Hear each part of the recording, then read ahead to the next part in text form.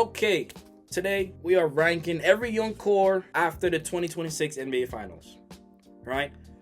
Dynasties don't begin when a team wins a championship. They begin years before anyone even realized what's happening. So think back to the Golden State Warriors, right? In 2013, they were just a fun playoff team.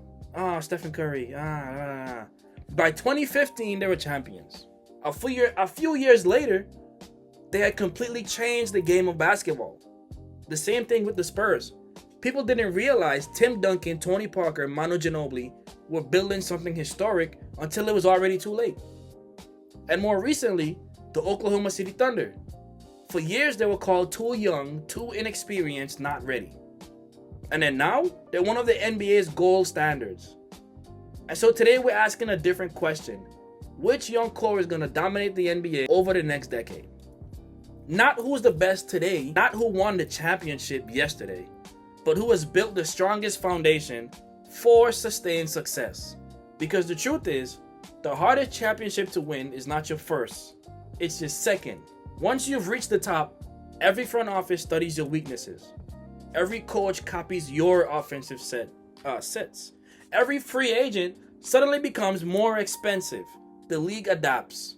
That's why dynasties are so rare, and why today's contenders could become tomorrow's disappointments. After the 2026 NBA Finals, the league has officially entered a new era. The old guard is fading. The next generation has arrived. But not every young team is built the same. Some are contenders and others are pretenders. And one franchise may already have everything needed to rule the NBA for the next decade. So let's rank them. Before we begin, let's establish the rules, because this is not just about talent. If that were the case, we'd rank the teams with the most All-Stars. But instead, every organization is being judged in 5 categories. Number 1, do you have a legitimate franchise player? And I'm not talking about an all-star, not somebody who averages a cute 20, 21 points. I'm talking about someone capable of becoming one of the 5 best players in basketball. History tells us almost every dynasty starts with that. Michael Jordan, Tim Duncan, LeBron, Stephen Curry, Nikola Jokic. Without that level of player, winning one championship is difficult. Winning multiple is almost impossible. And then number 2, how well do their young stars actually fit together? Basketball isn't fantasy basketball. You don't win by collecting big names. You win by building chemistry. Some stars elevate each other, while others cancel each other out. And then number 3, roster flexibility. Can they keep this group together once the contract gets expensive? Because eventually, everyone wants to get paid, and that's where most contenders fall apart. Number 4, organizational stability. Do you trust ownership, the front office, the coaching staff, player development? The best organizations don't panic. They stay patient. The best organizations don't panic. They stay patient. And finally, can this team evolve? The NBA changes every year. Defenses adjust. Rules change. New stars emerge. Dynasties survive because they adapt faster than anyone else. And with all that in mind, let's start with the teams that still have work to do. Here are 5. They're promising, but they're not just ready yet. And these are good teams. These are fun teams. Teams that fans should absolutely be excited about. But becoming a dynasty, that's a whole different story. And so starting off strong with the Chicago Bulls. I'll start with a statement that most Bull fans will not like. Being young isn't enough anymore. The NBA has had more talented players under 25 in this era than ever before. Every rebuilding team has athletes. Every rebuilding team has potential. The difference comes down to one question. Who is your superstar? When I look at Chicago, I see effort. I see defense. I see it. I see energy. But I don't see someone who completely changes how opposing teams play defensively. Every dynasty has had that one player. Michael Jordan, they had to make the rules for him. Tim Duncan, the big fundamental. Stephen Curry, we know what he did. Nikola Jokic completely changed the game. The Bulls simply are not there. Could they become a consistent playoff team? Absolutely. Can they surprise people? Yeah. But right now, they're still searching for that player every championship team needs. The one who makes everyone else better. Next team, Portland Trailblazers. Portland deserves credit. They committed to a rebuild instead of chasing mediocrity. And that's harder than people think, right? Fans hate the rebuild. The owners hate the rebuild. General managers lose jobs during rebuilds. But Portland stayed patient, and now comes the difficult part. Turning potential into production. They've accumulated young talent, athletic wings, promising guards, defensive upside, but eventually one player has to separate himself. Someone has to become the franchise. And until that happens, they're still building, not contending. Right, now, we move into the teams that are one breakthrough away. The organization already has the foundation. They're just waiting on someone to kick the door down. Now, this tier might actually be the most dangerous because one trade, one breakout season, one good draft pick, and the complete landscape of the NBA is changed. What if I told you there was a young team with elite size, elite defense, multiple shot creators, and a legitimate superstar candidate, and a front office that has shown incredible patience? Most people would assume, you're talking about OKC? You're talking about the Spurs? No, I'm talking about the Orlando Magic. The Magic quietly have one of the strongest foundations in basketball. Banchero has become exactly what we hoped he'd become. A physical mismatch, capable of scoring from all three levels while creating offense for his teammates. But here's what impressed me the most. He slowed the game down. Young stars usually play fast. Great players control pace. And Banchero is beginning to do that. And then there's Franz Wagner. He's the type of player every contender wants. He doesn't need 30 shots. He doesn't care about the headlines. He simply makes winning basketball plays. And that's incredibly valuable. Defensively, the Magic already have one of the league's toughest teams to score against. They have length everywhere. They can switch everything. They have the rim protection. They have the physicality. Everything championship defenses are built around. So why aren't they higher? Because there's still one question. Even with how good Banchero is, can he consistently perform like a top 5 player when it comes to the playoffs? If the answer is yes, then this team jumps spots immediately. But then we have the Houston Rockets. And Houston might have the deepest young roster in basketball. And strangely enough, that's also their biggest problem. Too much talent. Too much talent can create confusion. Who's taking the last shot? Who's sacrificing touches? Who's accepting the smaller role? Championship teams eventually have to answer those questions. The Rockets still haven't. What they do have is versatility, athletic wings, elite defenders, multiple players capable of creating offense, and enough size to compete with anybody. On paper, the Rockets look incredible. But basketball is not played on paper. It's played through chemistry. The Rockets' ceiling depends entirely on whether this talented collection of players become a team or remains a collection of talented players. That's the difference between winning 50 games and winning championships. And so now we've reached the point where every team left on this list has a realistic chance to compete for championships. This is where the conversation changes, because in part 2, we'll break down 3 franchises that could realistically own the NBA over the next 5 years. Anthony Edwards and the Timberwolves, Cade Cunningham and the rising Detroit Pistons, and a San Antonio Spurs team that isn't chasing a final appearance anymore. They're not chasing a championship anymore. They're chasing a dynasty. And trust me, my number 1 team just might surprise you. And so, these organizations already have their identity. Now the question is whether they can turn that identity into sustained greatness. Because making one deep playoff run is difficult. Building a dynasty is something else entirely. Let's start with a team whose superstar seems to get better every time the lights get brighter. Anthony Edwards isn't just one of the NBA's best young players anymore. He's become one of the faces of the league. The first defender rarely stays on an island. The second defender is already sliding over before Anthony even reaches the paint.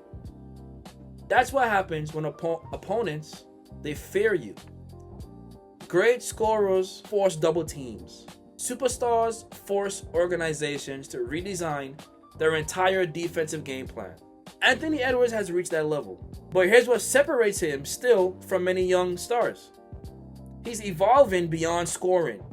Every postseason, his decision making has improved. He's reading help defenses faster, finding open shooters even sooner. He's picking his spots instead of attacking every possession at full speed. And that's growth. And championship players never stop growing, right? The Timberwolves also have something many contenders don't. They have an identity. They're physical. They defend. They rebound. They don't apologize for making games ugly. Championship basketball isn't always beautiful. Sometimes it's about surviving possessions. Minnesota understands that. Their challenge isn't talent. It's sustainability. Can they continue surrounding Anthony Edwards with enough shooting, enough defense, and enough depth while navigating the realities of the salary cap? Because eventually every contender faces the same question. What do you sacrifice to stay great? If Minnesota answers that correctly, they'll spend the rest of this decade competing for championships. The Detroit Pistons. A few years ago, Detroit represented everything fans associate with rebuilding. The losing, the development, the patience. Today, they represent something entirely different. They represent hope. Cade Cunningham has developed into the type of player every franchise searches years to find. He's never been the fastest player. He's never been the highest jumper. But he controls the game. He manipulates defenses with patience. He sees passing angles before they open. He understands tempo. Those qualities don't always show up on highlight reels, but they win playoff basketball. Detroit's front office also deserves tremendous credit. Instead of chasing headlines, they've built complementary basketball players, length, versatility, defensive toughness, players who actually fit together. That's how championship teams are constructed. The next challenge for Detroit is experience. Young teams almost always lose before they win. The Thunder learned that. The Celtics learned that. The Warriors learned that. The Spurs just learned that. The question isn't whether Detroit is talented enough. It's whether those playoff scars become lessons instead of disappointments. Because if they do, the Pistons could become one of the Eastern Conference biggest powers for years to come. And now we arrive at teams that aren't dreaming about becoming dynasties. They're already forcing the rest of the league to ask uncomfortable questions. The first team already proved it belonged. Now it has to prove it can stay here. And you already know who I'm talking about. It's the San Antonio Spurs. The conversation around San Antonio has changed forever. Last year, people wondered whether Victor Wembanyama could lead a contender. Today, nobody's asking that question anymore. The Spurs answered the question by reaching the NBA Finals. And while they fell short of a championship, sometimes losing teaches a franchise more than winning ever could. Because now everyone inside the locker room understands exactly how difficult the final step really is. Victor Wembanyama remains the centerpiece of everything. But what makes him special isn't just his numbers. It's the problems he creates. Traditional centers can't guard him on the perimeter. Smaller defenders can't contest his release. Something doesn't work. Switching doesn't work. Drop coverage doesn't work. Double teams leave someone else open. Every defensive strategy comes with a consequence. Very few NBA players have forced those kinds of decisions. And Victor is still years away from his physical prime. And that's the terrifying part. And then you look at the supporting cast. De'Aaron Fox gives San Antonio something every championship team needs. Control speed. I know, we saw the finals. He didn't play his best. He did not play his best. But De'Aaron Fox is still that guy. He doesn't just play fast. He forces everyone else to play at his pace. The moment defenses focus on Victor Wembanyama, Fox attacks the gaps. It's a partnership that becomes more dangerous every month. Stephon Castle continues developing into the type of two-way player championship teams depend on. He guards the opposing team's best perimeter scorer. He moves without the basketball. He embraces the difficult assignments. Every NBA dynasty has players willing to sacrifice personal statistics for team success. Castle already understands that. And then there's my guy, Dylan Harper. Adding another high-level creator takes enormous pressure off everyone else. Playoff defenses spend 7 games trying to eliminate your first option. The Spurs now have multiple answers. That's exactly what separates contenders from champions. But here's where I stopped short of putting San Antonio at number 1. History. The history of basketball. Reaching the finals is incredibly difficult. Returning is twice as hard. The rest of the league now has an entire offseason to study San Antonio. Every coach is searching for ways to slow down one Victor Wembanyama. Every front office is building rosters specifically designed to challenge the Spurs.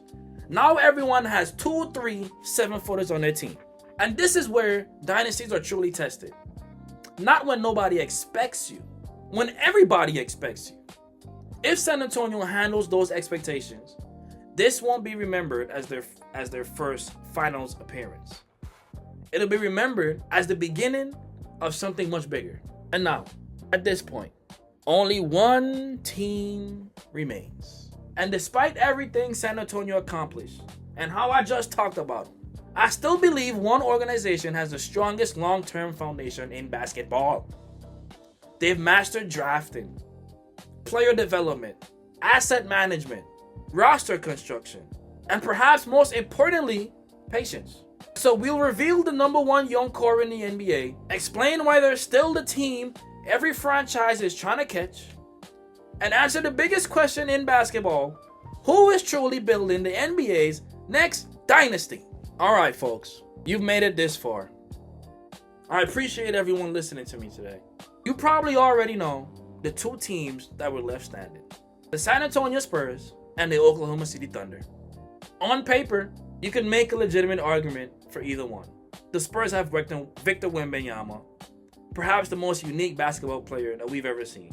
The Thunder have the reigning standard for organizational excellence. One team has the highest ceiling, the other has the highest floor. So why did I rank Oklahoma City number 1? Because dynasties aren't built on talent alone. They're built on infrastructure, right? So let's start with something that gets overlooked. The Thunder didn't become great overnight. This was not luck. This wasn't one incredible draft. This wasn't one superstar deciding to sign there. Everything you're watching today started years ago. They accumulated draft picks while everyone was laughing. They stayed patient when everyone wanted them to trade for another star. They trusted their scouting department. They trusted their development staff. And most importantly, they never rushed the process. That patience is why they're here today. OKC's biggest strength is in their talent. People love talking about Shea, and for good reason. He's become one of the NBA's elite players.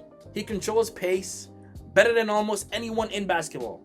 He gets to his spots, he never looks rushed, and somehow he makes one of the hardest things in basketball look effortless. But here's the scary times. Shea is not what makes Oklahoma City different. It's everything around him. Every player knows their roles. Nobody forces shots. Nobody cares who scores 30. The ball moves, players cut, everyone defends, everyone communicates. That's culture. And culture travels. Culture survives injuries. Culture survives roster changes. Culture survives playoff pressure. And that's why organizations matter. right? Then you have Chet Holmgren. Most teams have to choose, do we prioritize offense or defense? Chet allows OKC to do both in one player.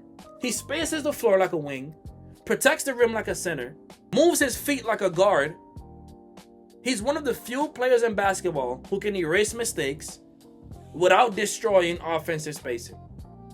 That kind of versatility wins playoff series because every postseason presents different matchups. Boston plays different than Minnesota. Minnesota plays different than New York. The Thunder don't have to reinvent themselves every round. They're already built to adapt. We saw the Spurs beat OKC and then had no answer for the Knicks. They couldn't adapt. Now, championship teams are never about just two players. They're about everyone else. Look back through history. The Bulls had role players. The Spurs had role players. The Warriors had role players. The Thunder have built an entire roster of players who understand winning basketball. Some nights they score 15, other nights they score 5. It doesn't matter because everyone contributes. And that's incredibly rare in today's NBA.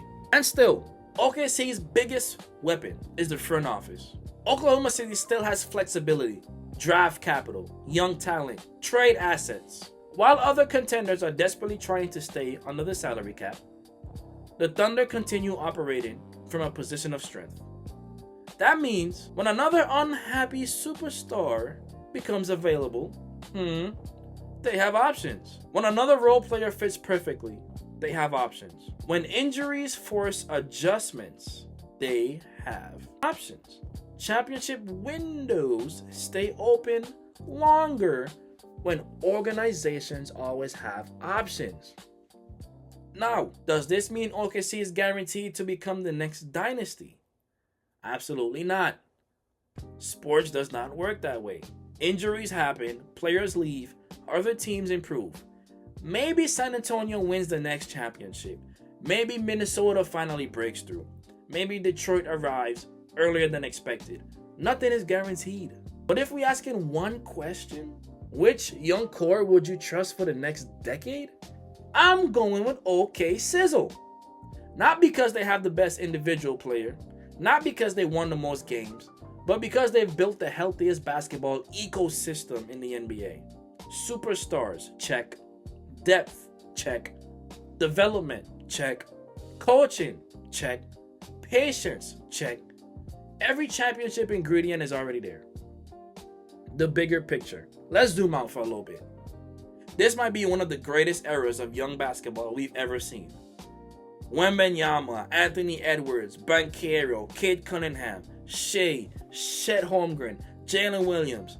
These aren't just talented players. They're becoming the faces of the next NBA generation. And unlike previous eras, many of the stars enter in their primes at the same time. And that means rivalries, playoff rematches, Game 7s, potential dynasties colliding every spring. Basketball fans should be excited because we may be entering another golden age. And so, the final rankings. The complete list. Tier 5, Chicago Bulls, Portland Trail Blazers. Tier 4, Orlando Magic and the Houston Rockets. Tier 3, the Timberwolves and the Pistons. Tier 2, San Antonio. Tier 1, OKC. One day, we'll look back at this moment and laugh. We're gonna say, remember when people questioned whether Victor Wembanyama could win? Or maybe, remember when everyone thought OKC's run would only last a couple of years? Or maybe, we'll be talking about a team none of us saw coming. That's the beauty of basketball. Dynasties are not announced, they're discovered.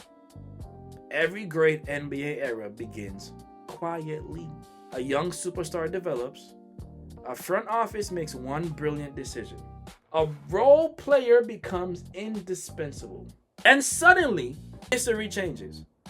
Maybe that history has already begun. Maybe we're watching it unfold right now. The only question is, which team...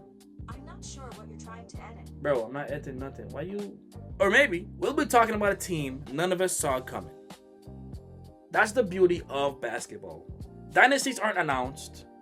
They're discovered. Every great NBA era begins quietly. A young superstar develops. A front office makes one brilliant decision. a role player becomes indispensable. And suddenly history changes. Maybe that history has already begun. Maybe we're watching it unfold right now. The only question is, which team will be holding the Larry O'Brien trophy 5 years from today? I got my money on OKC. Let me know in the comments, who did I rank too high, who did I rank too low? And if you enjoyed this kind of deep dive into NBA future, make sure to subscribe.